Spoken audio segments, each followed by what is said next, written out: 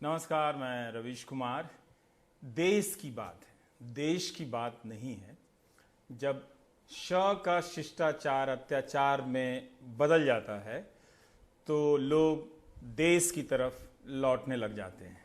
जब स से सरकार अपना काम नहीं करती, मददगार नहीं बनती है, तो वो लोग उस देश की तरफ लौटने लगते हैं जहां से निकलकर वो कभी उस देश को बनाने के लिए आए थे, जो हमें मुंबई, दिल्ली, सूरत, बेंगलुरु, हैदराबाद, पुणे, न जाने किन किन शहरों से, अहमदाबाद से दिखाई देता है। जब श का शिष्टाचार का इंतज़ार पूरी तरह से ख़त्म हो जाता है तो उनके पास वही एक रास्ता बचता है कि देश की तरफ चलो। इसलिए हम देश की बात करना चाहते हैं। 40 दिनों से ये मज़दूर पैदल चल रहे हैं और इनके चलने की जो रफ्तार है, जो कहानियां हैं, वो बता रही हैं कि अब किसी को कोई फ़र्क नहीं पड़ रहा है। लेकिन बहुत सारे लोगों ने भी कहा कि इसका कवरेज थोड़ा कम कर दीजिए, मिडिल क्लास बोर हो जाता है। तो मैं उस मिडिल क्लास को दो बात बताना चाहता हूँ। एक में ही काम चल जाएगा वैसे मेरा कि जिस हाउसिंग सोसाइटी में कर्जे का जो मकान है, उस मकान में आने से पहले आप भी उसी देश से आए थे।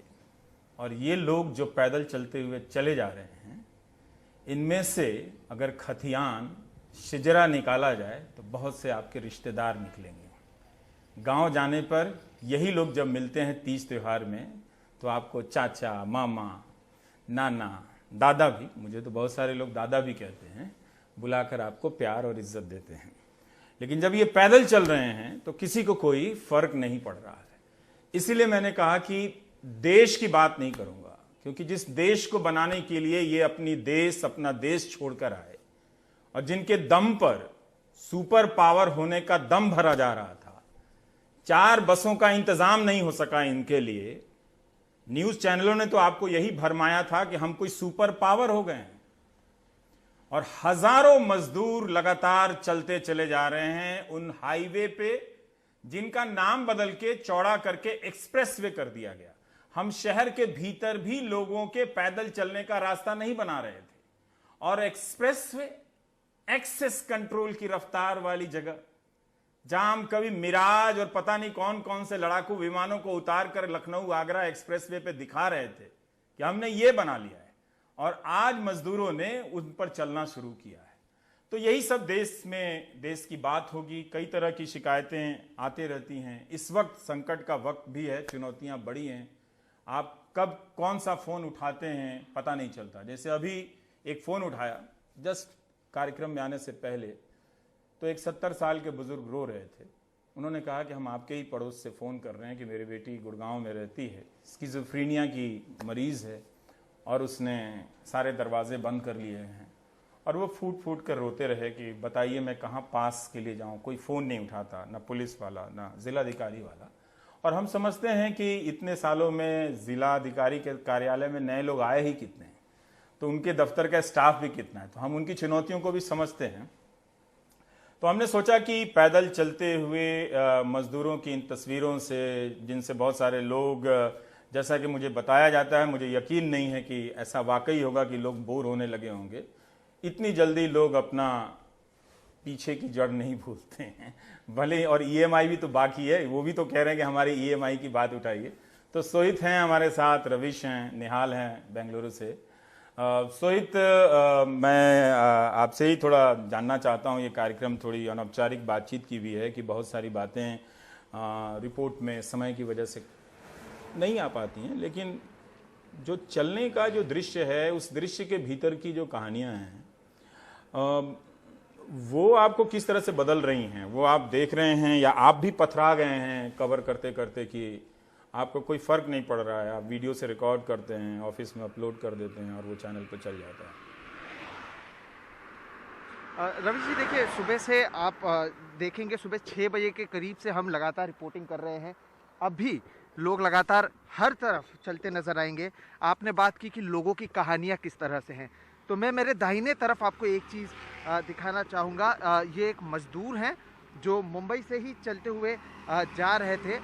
और लगातार ये, क्योंकि बहुत लोग दोपहर को नहीं चल रहे थे या सुबह चल रहे थे, ये दोपहर को भी चल रहे थे और हुआ ये कि इन्हें धूप लग गया, यानी उसके बाद ये पानी पी रहे हैं या कुछ खा रहे हैं तो जगह पर उल्टी कर रहे हैं। पिछले 24 घंटे से, 24 घंटे का समय हो चुका है, ये यहीं पर हैं, परिवार वाले यहीं पर हैं, कोई मदद नहीं, कोई खाना नहीं, कुछ नहीं।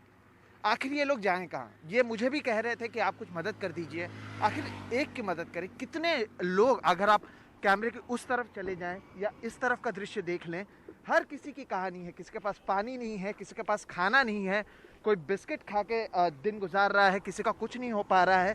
तो लेकिन एक चीज़ जो यहाँ पर भी देखने मिली, जो कहीं नहीं मिला है, वो ये है कि ये लोग अब भी एक दूसरे के साथ हैं। अगर ये जो शख्स यहाँ पर सोए हुए हैं, ये बीमार हैं, 24 घंटे से कहीं नहीं गए हैं, तो उनके साथ वाले जो हैं, उन्होंने उनका साथ नहीं छोड़ा, वो यहीं पर मौजूद हैं और यहीं पर जब तक इन्हें मदद नहीं मिल रही है वो हर किसी से गुहार लगा रहे हैं कि कुछ मदद किया जाए। आप इनके बारे में अगर बता दें, इनका नाम क्या है और क्या परेशानी है? इनका सत्य नाम है, श्री सत्य साकेत नाम है। इनको परेशानी है कि हम लोग धूप से चले हुए 4 तारीख को निकाल, सुबह से पैदल हिटते हम लोगों को पैर दुखने लगा। ये धूप में 2 दिन से रेंगे और पानी पिए, उनको हुमेल दिया पानी, और हुमेल को उनको चक्कर दे दिया कि अब यहाँ कोई न सहारा है, न मदद, न दवा, न दारू, कोई नहीं, हम लोग बेसहारे मर रहे हैं। यहीं एक नदी के किनारे झाड़ है, वहीं झाड़ पे उनकी लहास लेके हम लोग पड़े हैं। कुछ आदमी नहीं लिए हैं, वो लहास लिए हैं सर। देखिए, आप जो कहानियाँ सुन रहे हैं, ये यहाँ पर सोए हुए हैं, मदद की मांग कर रहे हैं। 24 घंटे का समय हो चुका है, कोई मदद नहीं। यहाँ से कितने नेता आते जाते होंगे हर बार, कितने सारे, ये वही जगह है जहाँ से किसान। जी, ये नेता आपको दिखे क्या रास्ते में? उनकी पार्टियों के कार्यकर्ता दिखे? रवि जी, आज सुबह से मैं आपको कहूँगा 6 बजे से निकला हूँ और माफ़ कीजिएगा, नासिक के आगे तक गया हूँ। केवल एक जगह पर, एक आश्रम के यहाँ से कुछ लोग खिचड़ी बांट रहे थे और जितनी खिचड़ी नहीं थी उससे 3 गुना ज़्यादा लोग वहाँ पर मौजूद थे। उसके अलावा ना कहीं पर कोई पानी देने वाला मिला, ना कोई नेता मिला, ना कोई कार्यकर्ता मिला। इससे पहले एक जो वास्तविक बात यह भी है कि इससे पहले जितना भी हम देखते थे या सोशल मीडिया पर सुनते थे कि अब ये किया जा रहा है, कहीं कहा जा रहा था कि पहुंचने पर 500 रुपया दिया जाएगा, कहीं कहा जा रहा था कि सब खर्चा उठा लिया जाएगा। लेकिन जिसको भी आप पूछ लीजिए, आपको उदाहरण बताता हूँ, आप लोग कहाँ से निकले हैं? अच्छा, मुझे बताइए, अब तक किसी ने कुछ मदद किया? खाने पीने का क्या हाल है? हाँ, कुछ नहीं मिलता है। कुछ नहीं मिला है। आखिरी बार खाना आप लोग क्या खाए, किसने दिया, क्या हुआ? हम लोग थोड़ा सा चावल रखा है, हाँ, उसी को बना के खाया है। अब शाम का जुगाड़ कुछ नहीं है। बिल्कुल। देखिए, यही मैं आपको कह रहा था कि एक समय का खाना था, वो खत्म हो चुका है। शाम का खाना है नहीं, केवल चावल, वो भी केवल चावल खाया उन्होंने। दाल नहीं, व्यक्ति यहाँ पर सोए हुए हैं, नहीं, सब्जी हाँ, नहीं, केवल चावल। दाल या भाजी या और कुछ है, या केवल चावल है आपके पास? चावल और नमक डाल के खाया। चावल और नमक, रवि जी, चावल और नमक डाल के खाया जा रहा है। ये वो मुंबई है जिसके बारे में कहा जाता है स्पिरिट ऑफ मुंबई। ये वही लोग हैं जिनके नाम पर स्पिरिट ऑफ मुंबई की बात की जाती है। लेकिन आज ये हालात है कि लोग सड़कों पर सोए हैं, बीमार हैं, चावल और नमक खाकर दिन बिता रहे हैं। ना कोई मदद कर रहा है, ना कोई स्पिरिट वाला दिख रहा है, ना प्रशासन की ओर से कोई मदद इन तक पहुंच रही है। लोग इसी तरह से दोपहर को रुकते हैं, शाम को चलते हैं। अगर कोई दोपहर को नहीं रुकता था और लगातार चलता है तो सुपर पावर इंडिया में सोहित, वैसे तो हमने अपने आप को विश्व गुरु डिक्लेयर कर दिया है और पता नहीं किस पौष्टिकता के मापदंड से लोग सिर्फ चावल और नमक खाने के लिए मजबूर हैं। ये भी एक असर की तो बात है, पर ये एक देखने का तरीका हुआ कि ये चल रहे हैं सोहित और लोग इन्हें कोई मदद नहीं कर रहा। नेता, सरकार, सामाजिक संस्थाएं भी, सामाजिक संस्थाओं की एक मजबूरी समझी जा सकती है कि वो 40 दिनों से अपने पैसे से लोगों की मदद कर रहे थे, तो वो सरकार नहीं है कि उनके पास खजाना है, और ना ही वो लोग हैं जो भाग गए हैं और जिनको करोड़ों रुपए माफ़ कर दिए जाते हैं, वो लोग भी नहीं है वो। पर सोहित, मैं ये जानना चाहता हूं कि कोई ये समझना चाहेगा कि ये लोग क्यों ये यात्राएं कर रहे हैं। जहां से ये चले हैं उस जगह को छोड़ने के लिए के पीछे के कुछ ऐसे भी कारण हैं जो हम नहीं जान पाते हैं, जो नहीं समझ पाते हैं। बिल्कुल। देखिए, जितने भी लोगों से मैं मिला हूँ वो 45 दिन से ज़्यादा समय तक घर पे रुके हुए थे, इस उम्मीद से कि चीज़ें बदलेंगी। उससे पहले आपने पैसे की बात की, मैं आपको ये भी बता दूं, कई ऐसे मजदूर मिले हैं जिन्हें उनकी पैसे उनके मालिकों ने नहीं दिए हैं, वो चले गए हैं, वो भाग गए हैं।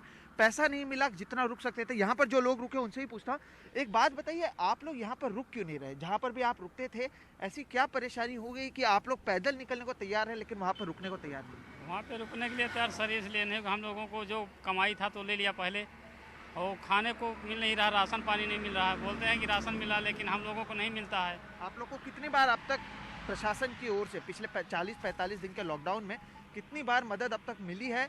क्या मदद मिली है? सब हमारे को मदद कुछ भी नहीं मिला। लोग कहते हैं कि मदद है, मिल रहा है चावल गेहूँ आटा पिसान मिलेगा, लेकिन कुछ भी नहीं मिला। अपने जेब से हम लोग 2 महीना लॉकडाउन हुआ, 28 मार्च से लगा हुआ है, आज तक आज 6 मई हो गया, लेकिन हम लोगों को एक दाना कोई नहीं दिया। 6 मई हो गया है, 28 मार्च से, यानी इनको सभी तारीख याद है, एक दाना नहीं मिला। तो रवि जी, ये सच्चाई है, ना पैसा है, ना घर है यहाँ पर, ना खाना मिल रहा है। ट्विटर और सोशल मीडिया पर भले ही कई बातें की जाए, लेकिन ये जो बता रहे हैं उससे आप समझ सकते हैं कि हालात किस तरह सोहित रुकिए, हाँ आपने सही कहा कि नेता अब सड़क पर नजर कम आते हैं, सत्ताधारी दलों के कार्यकर्ता कम नजर आते हैं, कुछ लोग होते हैं, पर अब सबने समझ लिया है कि होने की जगह वो ट्विटर है, ट्रेंड कराते रहो, सब आईटी सेल में बदलते चले जा रहे हैं। रवीश, हापुड़ वाली जो दृश्य है वो मैंने थोड़ी सी देखी है, और मैं थोड़ा सा समझना चाहता हूं कि जब भी आप 40 दिनों से लगातार कर रहे हैं, आप सभी हमारे सहयोगी ने कमाल की रिपोर्टिंग भी की है। मैं ये जानना चाहता हूं कि थक हार कर एक रिपोर्ट भेज देने की औपचारिकता के बाद जब आप घर लौट रहे होते हैं तो उनकी बातें किस तरह से आपको याद दिला रही होती हैं, और उनके कॉन्टेक्स्ट में आप इस सिस्टम को, मीडिया को, खुद अपने काम को किस तरह से देख समझ रहे होते हैं? जी देखिए रवीश जी, कई बार उनकी बातें सुनकर हमें ये फील होता है कि अगर हम खुद इनकी जगह पर होते तो हम क्या करते। शायद हम भी वहां से निकलने की कोशिश करते, क्योंकि जब आपको ये नहीं पता होता है कि आपको 1 तारीख को या 2 तारीख को तनख्वाह आएगी कि नहीं, आपके परिवार में 5 से 7 लोग हैं, आप उनके राशन पानी का कैसे जुगाड़ करेंगे, कैसे आखिर लेकर आएंगे। तो ये सारी जो रोजी रोजगार की चिंता होती है, उसमें आदमी यही कोशिश करता है कि वो अपनों के बीच जाकर रोटी और नमक के साथ भले जो है वो जीवन का गुजारा करे, लेकिन अपनों के बीच में रहे। क्योंकि ज्यादातर लोग जो है वो पंजाब हो, हरियाणा हो, दिल्ली हो, यहाँ पर कमाने के लिए जाते हैं। लेकिन अगर कमाई न कर कर अगर वो 30 दिन तक, 40 दिन तक जो है वो बाहर केवल खाते रहें, तो उनको कहीं ना कहीं ये फील होता है कि हमारे अपने जेब से जा रहा है, और हमारी कोई गारंटी भी नहीं है कि आगे हमारे जो है वो रोजी रोजगार चलेगा कि नहीं। तो इसी की वजह से तमाम सैकड़ों पर रवीश, ये बताइए कि गृह मंत्रालय की उन पर्चियों का क्या हुआ? गृह मंत्रालय की उन पर्चियों का क्या हुआ? स्क्रीनशॉट का जो ट्विटर के जरिए व्हाट्सएप, रिपोर्टरों के व्हाट्सएप ग्रुप में भेजे जाते हैं, जिनमें लिखा होता है कि इनकी सैलरी नहीं काटी जाएगी, इनको सैलरी देना होगा। तो सोहित की बात या आपकी बात सुनकर तो यही लगता है कि किसी ने सैलरी दी नहीं है। अगर अपवादों को छोड़ दिया जाए तो ये मजदूर जहां पर काम कर रहे थे, तालाबंदी के साथ ही सारी चीजें बंद हो गई होंगी, और इसका हिसाब, आधिकारिक डेटा भी तो नहीं है कि कितने मजदूरों को पैसे मिले हैं और कितने को नहीं मिले हैं। जी बिल्कुल, क्योंकि ये अप्रवासी मजदूर हैं और इनका कोई जो है उस तरीके का डेटा नहीं होता है। अभी तक किसी के पास में भी डेटा नहीं है कि आखिर पंजाब, हरियाणा और दिल्ली में कितने मजदूर काम करते हैं।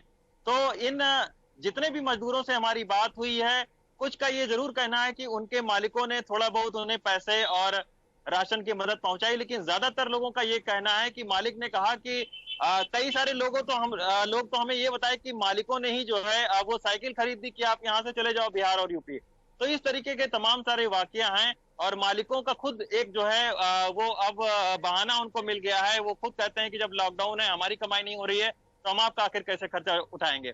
तो यहाँ तक कि जो लोग प्रधानमंत्री के साथ में मीटिंग में शामिल थे, उनमें से भी कई सारे लोगों ने अपने जो है वो कर्मचारियों की तनख्वाह काटी है या फिर उनको नहीं दी है। तो ऐसे तमाम सारे वाकये हैं। और ये अगर यहाँ की हम बात करें, हापुड़ की बात करें, तो आप सोचिए कि ये जो मजदूर रातों रात हापुड़ में पहुंच।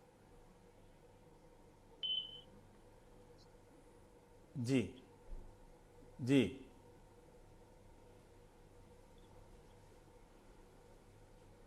जी निहाल, ये बेंगलुरु से कई फ़ोन आ रहे हैं। जो स्टूडेंट हैं, हज़ारों की संख्या में पढ़ने वाले इंजीनियरिंग के स्टूडेंट्स हैं और भी दूसरे विषयों के, वो लोग पूछ रहे हैं कि जो ट्रेनें रद्द की गई हैं क्या उनके लिए भी ट्रेन रद्द कर दी गई हैं, और मजदूर तो ये बहुत बड़ा क्रांतिकारी फैसला हुआ था 1 मई को कि श्रमिक स्पेशल भेजा जाएगा, इसका नाम दिया जाएगा मजदूर दिवस के दिन, ये सब ट्रेनें रद्द क्यों की गई? देखिए, जब सरकार की तरफ से वो नोटिफिकेशन आया काफ़ी चौंकाने वाला था। 10 ट्रेनें चलनी थी 5 दिनों में और इन सभी ट्रेनों को रद्द कर दी गई। जब हमने जो अधिकारी हैं और जो मंत्री हैं उनसे जब हमने जानना चाहा कि आखिर ऐसा क्यों हुआ, उनका कहना है कि सरकार ने यहाँ पर बिल्डर्स लॉबी के साथ बात की है, साथ ही साथ जो छोटे और बड़े उद्योग धंधे हैं उनमें भी कुछ रिस्ट्रिक्शंस के साथ काम शुरू होने जा रहा है। ऐसे में मजदूरों को बाहर जाने की ज़रूरत नहीं है। लेकिन ये कोई संतोषजनक जवाब नहीं था। जब हम मजदूरों के कॉलोनी में गए तो मुझे जो लगा, वो जो बात आप इस कार्यक्रम के शुरू से पूछ रहे हैं, उस बात में देखिए कितनी गहरी बात है वो, कि जो मजदूर हैं वो अंदर से इतने परेशान हैं कि वो चाहते हैं कि एक बार कम से कम अपने घर वालों की शक्ल देख लें, अपने परिवार वालों से मिल लें, लेकिन उनके साथ ऐसा व्यवहार किया जा रहा है कि उनको उनके ही देश में, उनके ही प्रदेश में नजरबंद कर दिया गया है, यानी कि वो नहीं जा सकते हैं। और जब वो नहीं जा सकते हैं तो ऐसी सूरत में उनकी जो बेताबी है, उनकी जो बेसब्री है, वो आप समझ सकते हैं कि उनको कितनी तकलीफ हो रही होगी इस बात से। वो आज मैंने महसूस किया जब मैं उनके बीच में गया, काफी परेशान थे वो। कोई कह रहा था कि मैं अपने पिताजी का चेहरा देखना चाहता हूं, कोई अपने बच्चे को देखना चाहता था। वो पैसे खर्च करने को तैयार है, वो भीख भी नहीं मांग रहे हैं, लेकिन इसके बावजूद सरकार उन्हें इजाजत नहीं दे रही है। उन लोगों को नहीं दे रही है जिन्होंने बेंगलोर जैसा शहर, हैदराबाद और जितने भी देश में शहर बने हुए हैं, दुनिया भर में जितने भी शहर बने हुए हैं, सारे शहरों को खड़ा करने का जो जिम्मा है इन्हीं हाथों में होता है। एक सवाल और आपने पूछा था और यह कहा था कि आखिर ये अधिकारी इतने इनसेंसिटिव क्यों हो गए हैं। ये बहुत ही चौंकाने वाली बात है। निश्चित तौर पर ये अधिकारी ऐसे इनसेंसिटिव हैं। अगर आप देखें, आईजी और इससे ऊपर के जो अधिकारी हैं उनका जो अप्रोच होता है जो लोगों के परेशानियों को सुलझाने का, और उससे नीचे के जो अधिकारी हैं, जो नए एसपी होते हैं, एसीपीज होते हैं, जो डायरेक्ट हाल में 15-20 सालों के अंदर, जो 15 सालों के अंदर आप कह सकते हैं जो आईपीएस होकर करके आए हैं, या जो डिप्टी कलेक्टर्स हैं, डीसीज हैं, जो अभी पिछले 8-10 साल में जो आईएएस करके आए हैं, उन लोगों का जो अप्रोच है वो बिल्कुल अलग है। जब हमने इसके बारे में जो वैज्ञानिक, जो सामाजिक वैज्ञानिक उनसे जानना चाहा, उनका कहना था कि ज्यादातर ऐसे लोग जो आईआईटी से आए हैं या मेडिकल के बहुत बड़े इंस्टीट्यूशन से आए हैं, वहां तो उन्होंने पहले मेडिकल किया या आईआईटी किया, और फिर उनको पता नहीं क्या सोच आई कि वो इस प्रोफेशन में आ गए। जब इस प्रोफेशन में आए तो उनके लिए हर कुछ मशीनी हो गया, और शायद इसलिए वो सेंसिटिविटी नहीं दिखती है जो दिखनी चाहिए, और इसलिए लोगों को काफी परेशानियों का सामना उठाना पड़ रहा है। इसलिए जब आपको परेशानी होती है तो आप डीसी या एसपी के पास पहले जाते हैं, किसी बड़े अधिकारी के पास नहीं। फायदा भी उठा रहे हैं वो। जी जी, ये एक बात है कि ये तस्वीरें क्या बता रही हैं, निहाल, रवीश या सोहित, मैं बोर नहीं हुआ हूं इनके पैदल चलने से, क्योंकि पैदल चलने वाले अपनी इस हालात से बोर नहीं हुए। वो बोर नहीं है मजदूर, उनको जाना है, उनकी गरीबी उनको कहीं और लेके जा रही है, मजबूरी।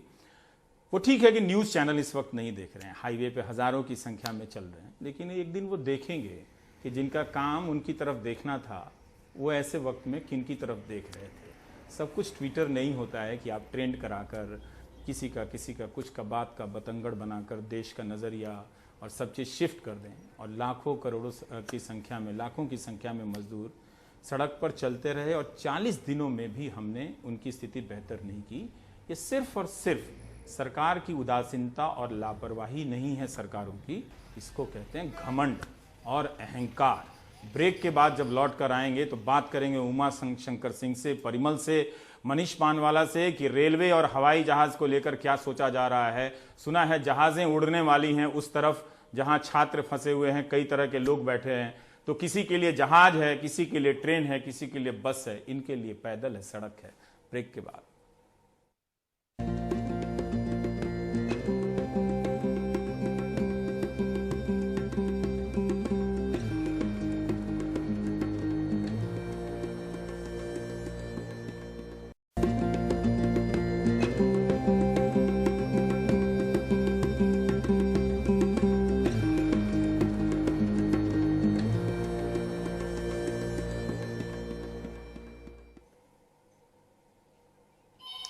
और आप अगर आप देखें तो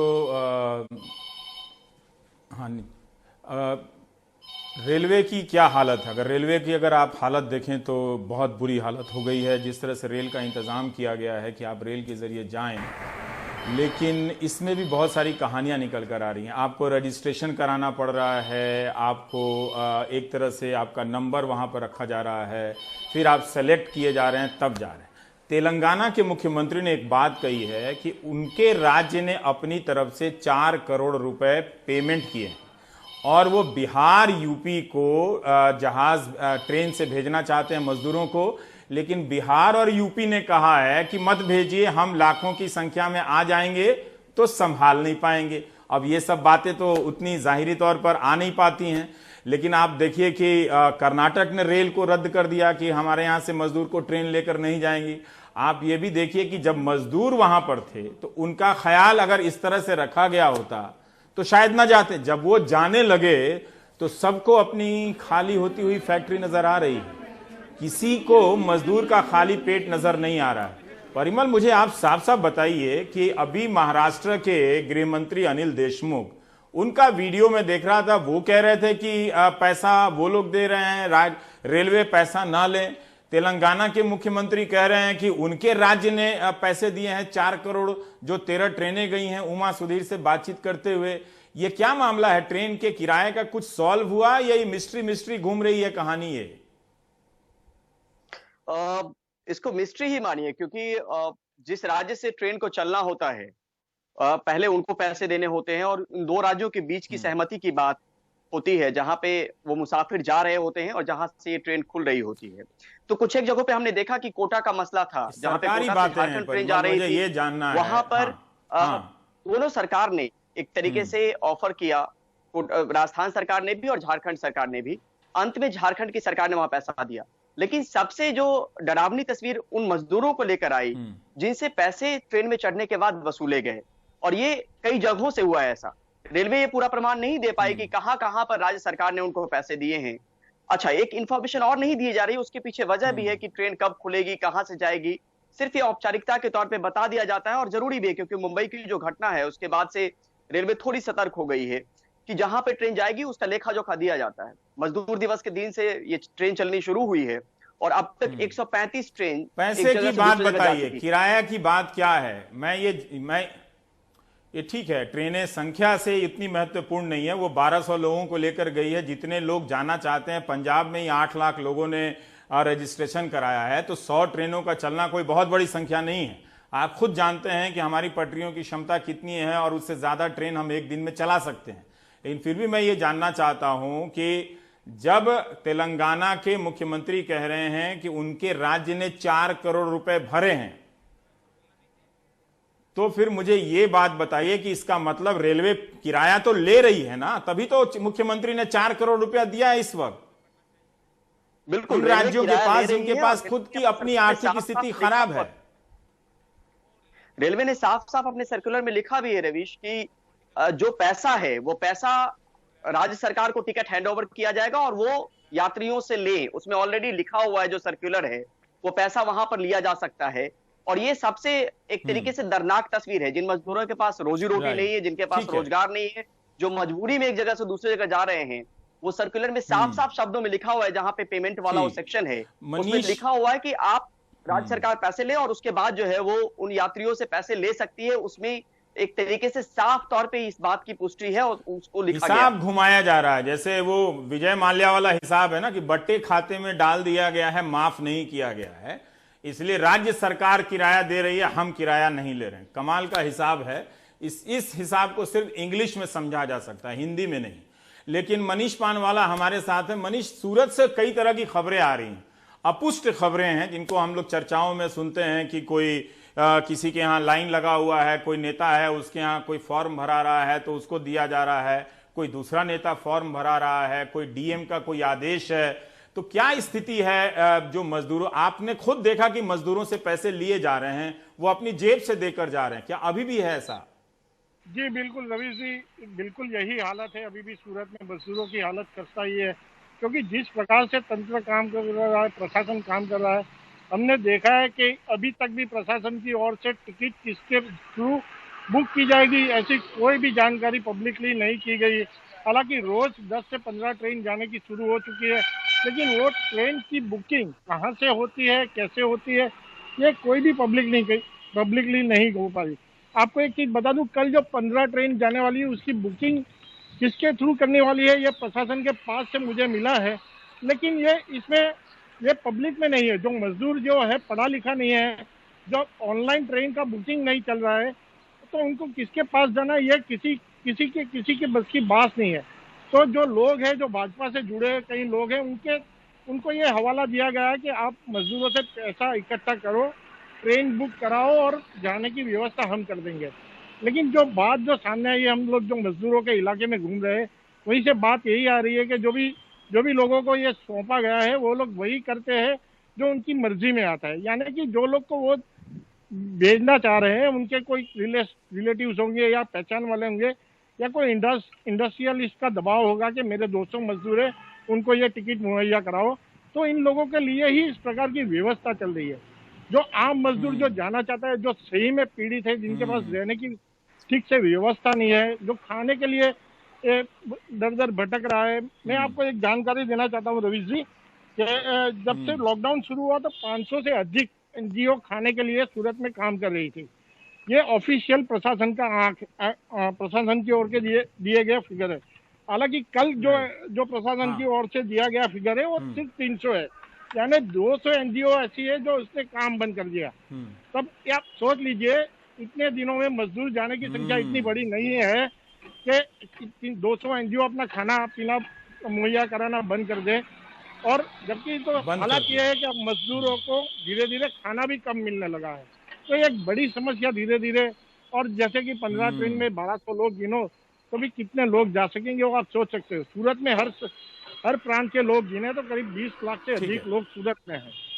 रवि जी, ठीक है जी। उमा शंकर सिंह हमारे साथ है। उमा, ये जो विदेशों से लोग लाए जा रहे हैं, जिस तरह से रेलवे में कौन मजदूर जाएगा उसका एक अज्ञात व्यवस्था है, उसकी सेग्रीगेशन की, छटाई की, कि ये जाएंगे ये नहीं जाएंगे।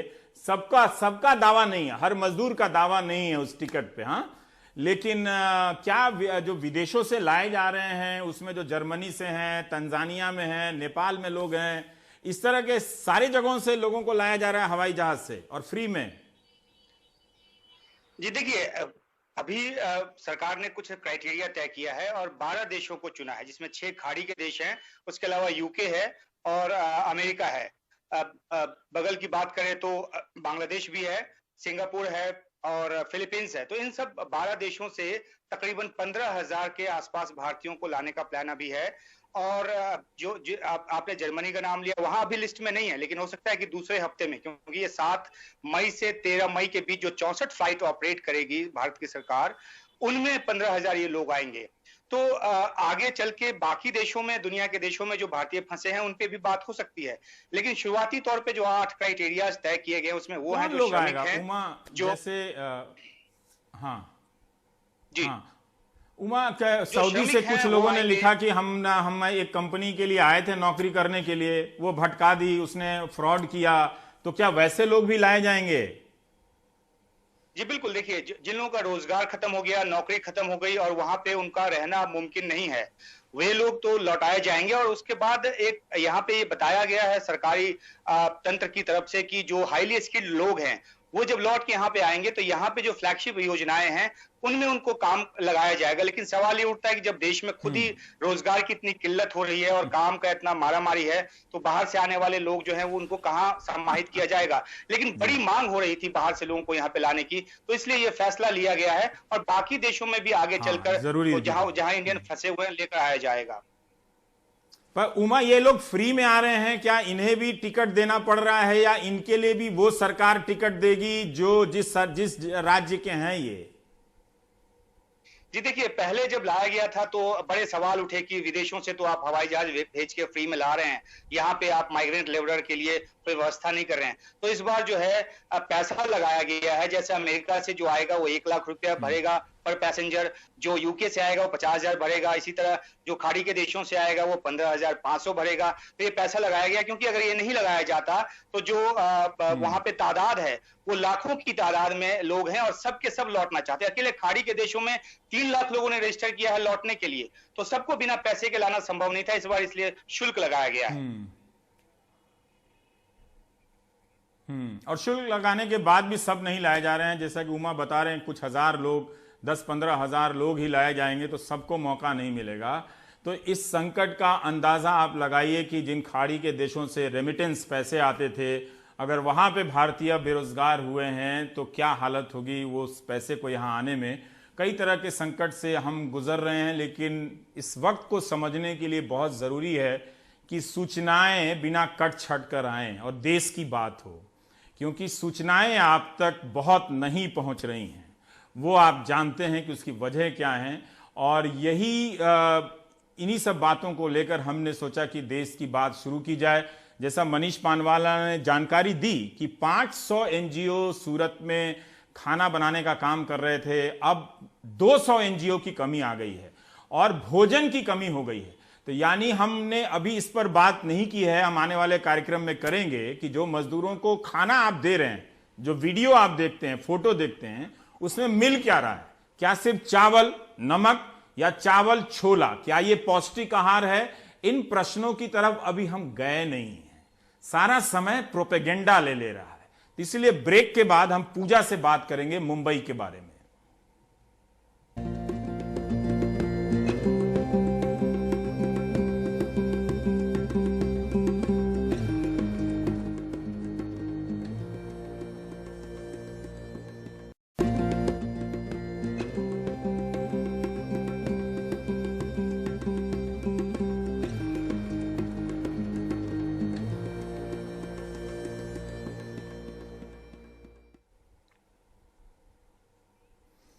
और आप देख रहे हैं देश की बात 6 से 7, और हम इस कार्यक्रम में अपने संवाददाताओं से किस्म का वेबिनार कर रहे हैं।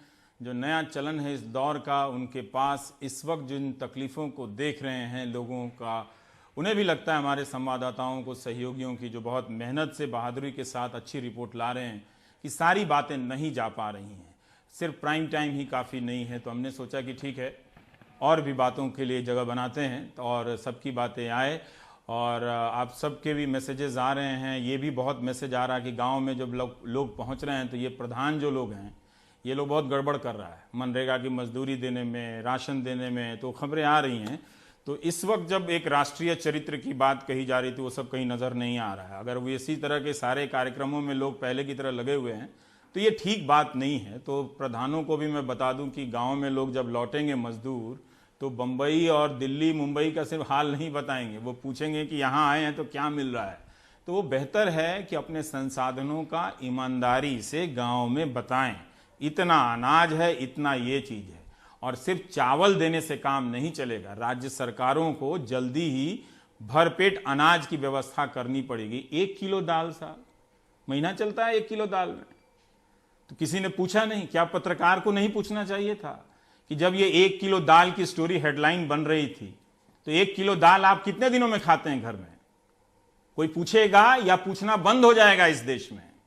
तो ये सारी बातें, इसलिए देश की बात होनी बहुत जरूरी है कि सब्जी कैसे खाएगा मजदूर, अगर उसकी पौष्टिकता, उसका शरीर कमजोर पड़ जाएगा तो कैसे वो अपने कंधे पे अपने श्रम से इस देश को उठाकर चलेगा, जिससे बड़े बड़े उद्योगपतियों को काफी फायदा होता है।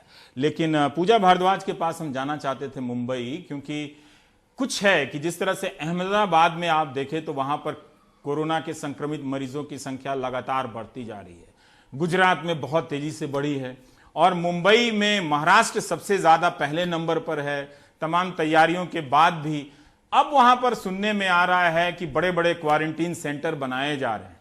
तो हम पूजा से जानना चाहते हैं कि पूजा, ऐसी क्या स्थिति बन रही है और किस तरह के अनुमानों की तस्वीरें सरकार के सामने है मुंबई में, वहां पर जिसके कारण ये बड़े बड़े क्वारंटीन सेंटर बनाए जा रहे हैं?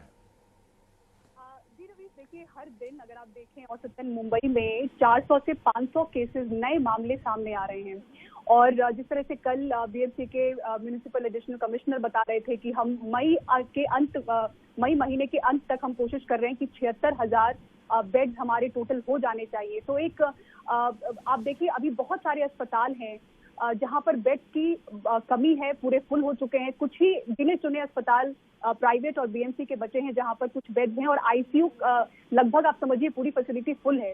तो क्योंकि क्रिटिकल पेशेंट को लेकर एक बड़ी समस्या है यहाँ पर, तो जो नए क्वारंटीन सेंटर भी बन रहे हैं वहां पर कोशिश हो रही है कि आईसीयू फैसिलिटी ज्यादा होनी चाहिए। तो आप देखें पार्क हो या पार्किंग हो, कोई भी खुली और बड़ी जगह को तुरंत से उसको अपने इसमें लेकर वहां पे सेंटर्स बनाने की कोशिश हो रही है। आप देखिए किस तरह से हार्डबोर्ड से वहां पे बॉक्सेस से बनाए जा रहे हैं बेड्स, और पूरी कोशिश हो रही है कि सिर्फ 1000 ही नहीं, उनको कहा गया कॉन्ट्रैक्टर को कि आप 1000 बेड बनाइए, लेकिन कोशिश करिए कि अगर और ज्यादा बन सके तो ज्यादा से ज्यादा जगहों को।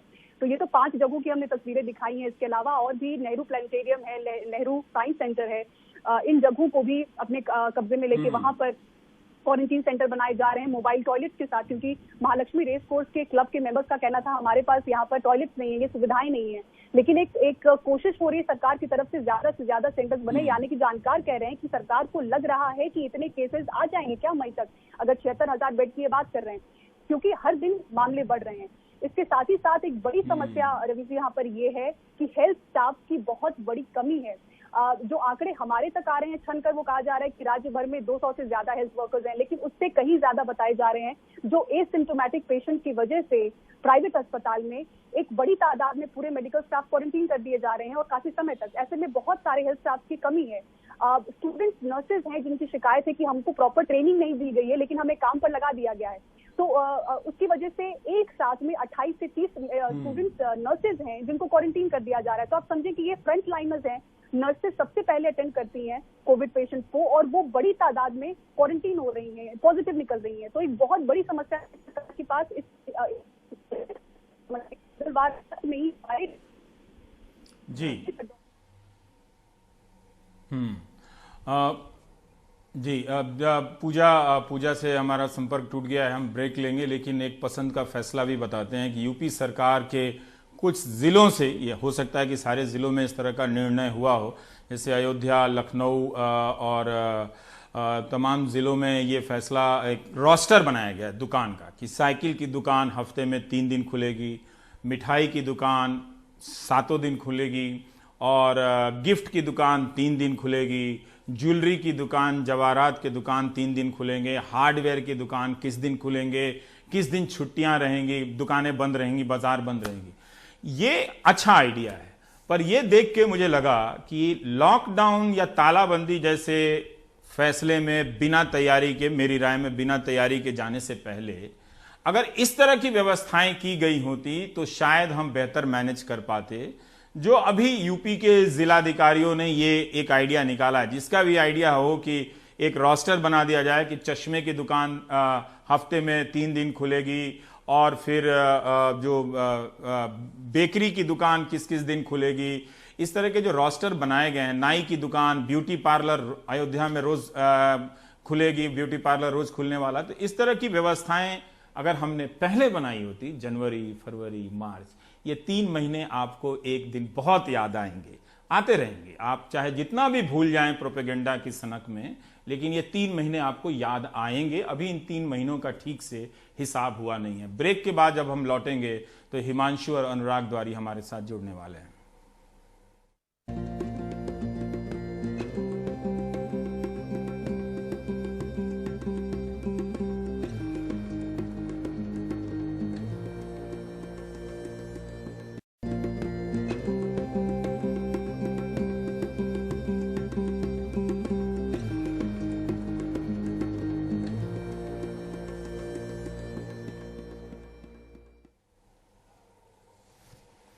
और आप देख रहे हैं देश की बात, अलग अलग लोग बात कर रहे हैं। उद्योगपति अलग कोने में जाकर मुख्यमंत्रियों को समझा रहे हैं, बात कर रहे हैं अलग अलग राज्यों में कि मजदूरों को मत भेजिए।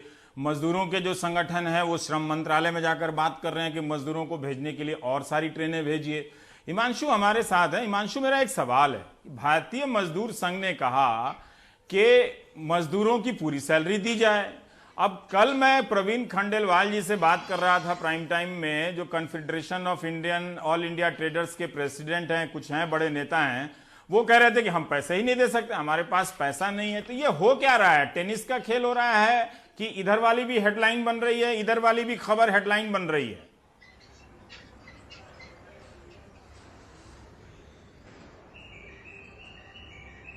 जी, निश्चित तौर पर यही सवाल ट्रेड यूनियन के जो नेता, बड़े नेता की आज मुलाकात हुई है वेबिनार के जरिए श्रम मंत्री के साथ, उसमें ये बात बहुत प्रमुखता से मंत्री जी के सामने रखी गई है। जो पहली बैठक है इस पूरे संकट में, पिछले 6 हफ्ते से पूरे देश का मजदूर जो है वो जूझ रहा है एक संकट के बाद एक नए संकट से, लेकिन पहली बैठक सरकार की श्रमिक संगठनों के साथ हुई है और उसमें ये शिकायत की गई है ट्रेड यूनियंस की तरफ से कि कुछ कानून है देश में। एक जिक्र किया गया है inter state migrant workers act 1979 का एक कानून है और इसमें यह लिखा गया है कि अगर वर्कर्स से ट्रेन फेयर यानी यात्रा का किराया अगर ट्रेन का लिया गया है तो इससे कानून का उल्लंघन हुआ। ये बात भारतीय मजदूर संघ की तरफ से श्रम मंत्री को कही गई है। ये भी कहा गया है कि मौजूदा परिस्थिति में बहुत जरूरी होगा कि किसी को जबरन रोका नहीं जाए, क्योंकि एक सवाल जो सीटू ने उठाया है, centre for Indian trade union जो सबसे बड़ी श्रमिक संगठन मानी जाती है देश की, कि कुछ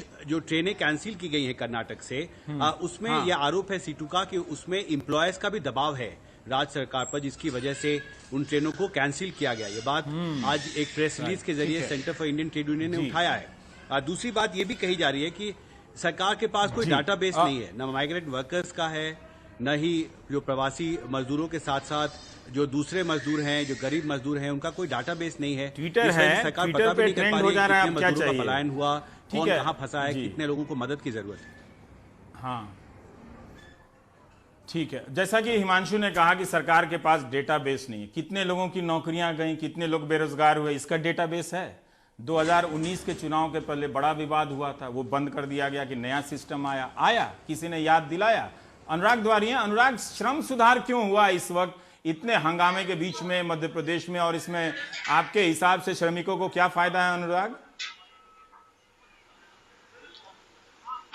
देखिए, मैं तो रवीश जी शुरुआत सोहित से करूंगा, और सोहित से होते हुए थे जो कारवां आगे बढ़ा, और हिमांशु ने जो बात कही है, जो मजदूर जब वापस आएंगे, जैसे मध्य प्रदेश सरकार दावा कर रही है कि लगभग 64-70 हजार वो मजदूर वापस लेकर आ रही है। अब इन श्रम सुधारों से इनका स्वागत कैसे होगा, मैं आपको बता देता हूँ।